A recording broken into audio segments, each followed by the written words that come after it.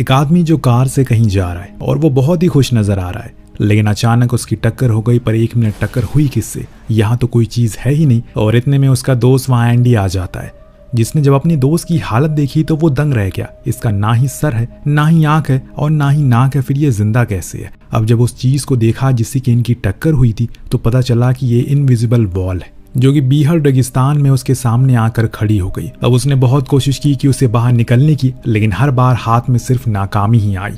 एक आदमी अपनी कार से अपने घर की तरफ जा रहा है। अचानक उसे कोई मदद मांगता हुआ दिख गया, पर वो रुका नहीं बल्कि वहां से आगे निकल गया। लेकिन कुछ ही समय के बाद वो वापस आया, लौटा। इस बारी उसने कार को रिवर्स किया और इसी आदमी के ऊपर अपनी कार को चढ़ा दी, जिससे वो बेचारा वहीं गिरा पड़ा। विक्टर बाहर निकला अपना सूटकेस लेकर, जिसमें उसके काम की चीजें हुआ करती थी। दरअसल वो मशीन के पार्ट्स को बेचकर अपना रहना सहना करता है। आज तक किसी को ये समझ नहीं आया कि उसके दिमाग में चलता क्या है, क्योंकि किसी भी समय वो कुछ भी कर देता है। और सबसे मजा उसे सिर्फ एक ही काम करने में आता, वो था लोगों को तड़पाना। जैसे कि अभी वो उस गिरे हुए इंसान की जीभ को काट देता और जिंदा हालत में। अब थोड़ी देर वहीं बैठा रहा और इसी दौरान उसे एक आवाज सुनाई दी, जिसने उसे आदेश दिया कि अब इसे पूरा खत्म कर दो। उसने फिर उस कार को आगे लिया और इसे पूरी तरह से चढ़ाते हुए गुजर गया। इसमें वो मारा जाता है। आगे जाकर हमने देखा कि वो एक सुनसान बीहड़ इलाके में बदबूदार घर में रहता है, जहाँ उसे जाना पसंद नहीं है, पर वो मजबूर है, इसीलिए वहां उसे जाना पड़ता है। एक दिन उसके पीछा करते हुए ऑफिसर रेड वहां पहुंचता है। उसने चुपके से उसके घर में घुस गया और उसे पकड़ लिया। उसने हाथों को वहीं टेबल पर बांध दिया। जब उसने आसपास की चीजों को देखा तो उसका गला सूख गया। वहां बदबू इसलिए थी क्योंकि विक्टर ने लोगों को जिंदा सरों को वहीं काट कर रखा हुआ था। चारों तरफ इंसानों के अंगों की नुमाइश थी। हर तरफ उसे सिर्फ खून ही खून नजर आ रहा था, जो देखकर उसे इतनी बेचैनी होने लगती है कि वो फौरन बाहर आ गया। अब हेड बेस पर उसे संपर्क करके फोर्स भेजने को कहता है, लेकिन जब तक वो पीछे मुड़ता वहां विक्टर खड़ा हुआ मिला। वो हैरान था कि आखिर वो आज़ाद कैसे हुआ। और तब उसने उसके हाथों की तरफ देखा तो पता चला कि उसने अपने हाथ को ही काट लिया है और जिस आरी से उसे ये काम किया है वो अभी उसके हाथ में है। रेड तो फौरन अपनी बंदूक वगैरह वहीं छोड़कर भागना लगता है, लेकिन तभी विक्टर ने शूट किया हवा में और वहीं रोकने को कहा। उसका कहना था कि उसका काम हो चुका है। उसे जितने दिन काम करने को कहा गया था उसने वो कर दिया है और अब वो उसे अरेस्ट कर सकता है। इतना कहकर उसे अपने हाथ खड़े कर दिए। सीन कट हुआ। हमने उसे स्टेशन में देखा, जहां उसके सामने एक लेडी ऑफिसर थी जो उसे कुछ पूछताछ करती है कि आखिर वो ये क्यों करता है। इसने जवाब दिया कि आप ये क्यों करती हो। उधर से जवाब आया क्योंकि ये मेरा काम है। तो विक्टर ने भी कहा कि ये भी मेरा काम है। ऑफिसर ने फिर सवाल पूछा, काम तो हम किसी के कहने पर करते हैं ना, तुम किसके कहने पर ये सब कुछ करते हो।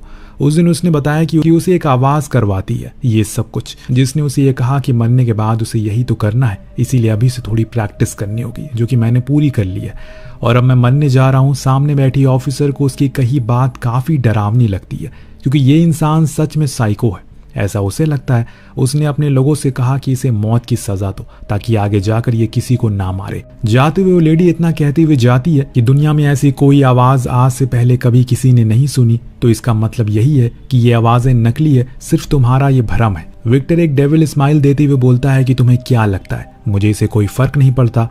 वहां जितने भी लोग थे सब उसकी बात को सुनकर दंग रह गए। भला कोई इतना जालिम कैसे हो सकता है, और इसीलिए कुछ ही दिन के भीतर उसे मौत की सजा दे दी जाती है। अब विक्टर को एक गैस चेंबर में बंद करके मार दिया जाता है। कहानी आज के समय में आती है जहां में ऑफिसर रेड को अपने बेटे हैरिस के साथ बैठा हुआ देखते हैं।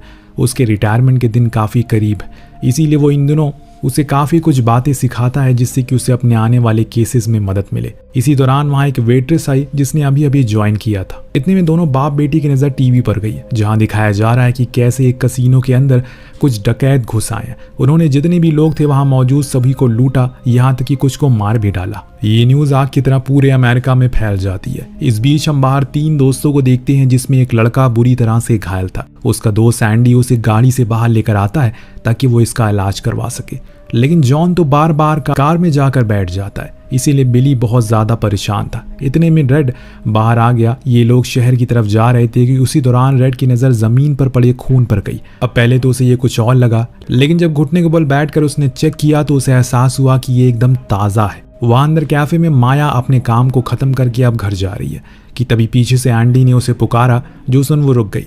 इसे साफ पता चलता है कि दोनों एक दूसरे को पहले से जानते हैं, लेकिन बीते कुछ महीनों में इनके बीच काफी मनमुटाव हुआ था, जिसके कारण अब माया उसे बात नहीं करती।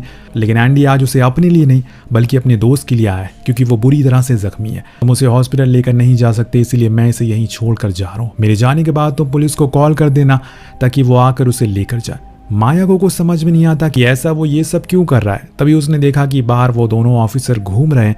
वो डर के मारे अंदर चला गया। इधर रेड को बिली दिख जाता है, पर वो श्योर नहीं था कि ये कौन है, और इसीलिए उसने बे से कांटेक्ट करके उन डकैत का हुलिया मांगा जिसने अभी अभी कसीनो लूटा है। उन्होंने पूरा हुलिया बताया जो हूबहू बिली से मिलता है। फिर क्या था, हैरिस ने गोलीबारी शुरू कर दी।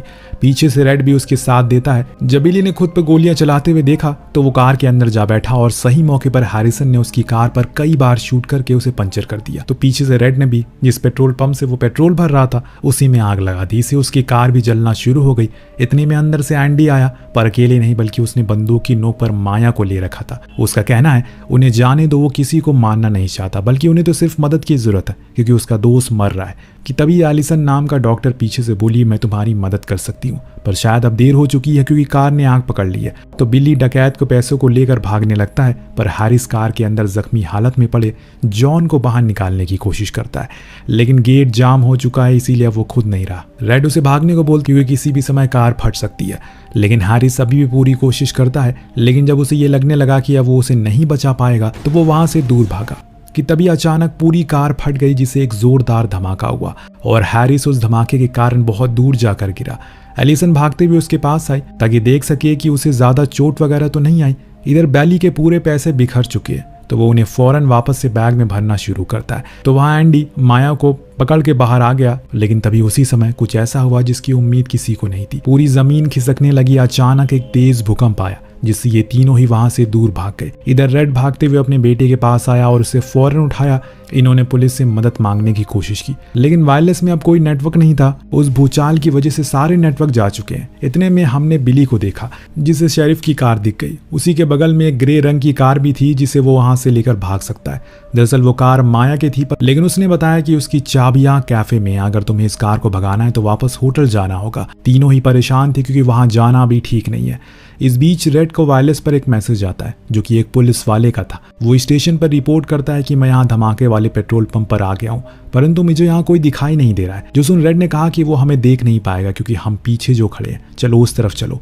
इस बीच हैरिस को अजीब सी बू आती है जिसका अचानक से आना कुछ ठीक वाइब नहीं दे रहा था। लेकिन जब रेड ने भी इस स्मेल को सूंघा तो उसके शक्ल पर 12 बज गए। एलिसन का कहना था हो सकता है कि आसपास कोई जानवर मरा हो। जब ये लोग दूसरी साइड पर आए तो इन्हें वहां भी कोई नजर नहीं आया, जो देखकर ये हैरान थे क्योंकि अभी तो ऑफिसर ने मैसेज दिया था, फिर अब वो कहाँ चला गया। तो हैरिस ने देखा कि जॉन की लाश भी कार से गायब है। तो रेड बोला कि अरे वो जलकर राख हो गया होगा। दूसरी सीन में माया और एंडी दोनों चुपके से कैफे में घुस जाते हैं और माया को चाबियां मिल गई जिसको उसने एंडी को दे दिया और उसे छोड़ने को कहा। लेकिन दूसरी ओर जब बिली उस कैफे के होटल में गया तो उसे बहुत ही अजीब सी बदबू आई।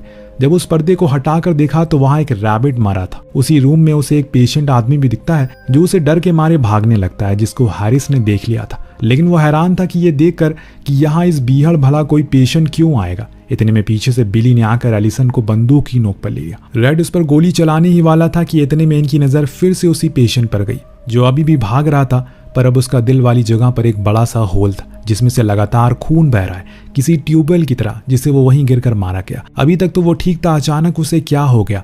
एंडी को चाबी मिल गई है, इसीलिए वो बिली को लेकर वहां से भाग गया। रेड ने भी गोली नहीं चलाई क्योंकि उनके पास अब गोलियां ही खत्म हो चुकी है। एलिसन और रेड दोनों ही उस आदमी की लाश के पास होते हुए हैरिस से मदद ढूंढने के लिए चले गए। एलिसन जब उस लाश को देखती है तो उसे ऐसा लगता है कि जैसे कि मानो किसी ने इस आदमी को जिंदा हालत में उसके दिल को बाहर निकाला हो और फिर इसे इस बीहड़ में छोड़ दिया हो। लेकिन इतनी जल्दी भला कौन ये काम कर सकेगा। अभी तो इन्होंने इसे सही सलामत देखा था। और इस बीच हम देखते हैं कि वो दोनों कार लेकर थोड़ी दूरी पर आ गए, लेकिन अभी वो बदबू बिली का पीछा नहीं छोड़ रही है, जिसे तंग आकर उसने एंडी को बंदूक दिखाते हुए वहीं उतार दिया और खुद कार लेकर आगे फरार हो गया। इधर माया पानी पी रही थी तो रेड टीवी चलाने की कोशिश में लगा था। अचानक उसी समय एक आदमी अंदर घुस आया, जल्दी से कुछ हथियार बनाने लगा। जब रेड ने उसे इसकी वजह पूछी तो उसने कहा कि मेरे पीछे पड़ा है वो, ये मैं अपनी सेफ्टी के लिए बना रहा हूँ। दूसरी तरफ हैरिस बेचारा अकेले ही रेगिस्तान में मदद के लिए भटक रहा था। लेकिन जब अचानक वो चल रहा था तो कोई चीज उसके आगे के रास्ते को रोक लेती है। ये एक इनविजिबल वॉल थी जो उसके आगे जाने के रास्ते को पूरी तरह से रोक रही थी। उसने बहुत कोशिश की लेकिन ऐसा लग रहा है कि बस यहीं तक रास्ता है, इसके आगे वो जा ही नहीं पा रहा था। ये देखकर वो हैरान था कि भला ये चीज ही क्या है। वहीं एक और हमने जब बिली को देखा तो वो अपनी ही मस्ती में मगन था। उसे अब किसी चीज की फिक्र नहीं थी, ना ही अपने दोस्त की, ना ही अपने लिए किसी काम की। अब उसके पास पैसा जो आ गया है, लेकिन अचानक उसकी कार टकरा गई। लेकिन किससे? सामने तो कोई चीज ही नहीं है। दरअसल यहाँ भी वही इनविजिबल वॉल थी जिसे उसकी टक्कर हुई थी। उसी समय वहां एंडी भी आ गया जो बिली को देखते ही एकदम से सहम गया क्योंकि उसका आधा सर गायब था। एक आंख नहीं थी, नाक तो गायब हो चुकी है, लेकिन फिर भी वो जिंदा था। एंडी ने भी कोशिश की इस वॉल को आगे जाने की, लेकिन हर बारी उसके हाथ नाकाम ही लगती है। उसे तो ये लगने लगता है कि ये पुलिस की कोई चाल है, उन्होंने किसी एडवांस वेपन को इस्तेमाल किया है जिससे कि अब हम इलाके से दूर नहीं जा सकते। लेकिन इस बात में कितनी सच्चाई है ये हम आगे जाके जानेंगे। वहीं हैरिस ने जब दूसरे रास्ते को चुना तो उसे आगे जाकर रात के अंधेरे में एक सुनसान कॉटेज मिला, जिसके अंदर जब उसकी खिड़की से झांका तो वहां एक शख्स उसी आदमी के मांस को काट रहा है जो कैफे से उस दिन भागा था। ये देखकर वो भाग जाता है क्योंकि वहां रहना उसके लिए सही नहीं है। अब जब वो वापस अपने साथियों के पास आता है तो सभी ने उसे एक ही सवाल किया, क्या उसे कोई दिखा मदद के लिए? तो उसने हंसते हुए कहा कि बाहर सिर्फ मुझे एक इनविजिबल वॉल दिखी है जिसे हमने चारों ओर से घेर रखी है। एक अजीब सा शख्स भी दिखा जो इंसानों के कच्चे मांस को खा रहा था। अब दोनों ही बातें किसी के पल्ले नहीं पड़ती। इसी दौरान हमने एंडी और बिली को देखा जो रात के अंधेरे में आगे बढ़ रहे हैं। अचानक उनकी नजरों के सामने जॉन आ गया। जी हाँ, वही जॉन जो कार में जल गया था। लेकिन यहाँ वो ये कहता है कि कोई मुझे जलाने की कोशिश कर रहा है, प्लीज मेरी मदद करो। एंडी को कुछ भी समझ नहीं आता कि ये क्या बोले।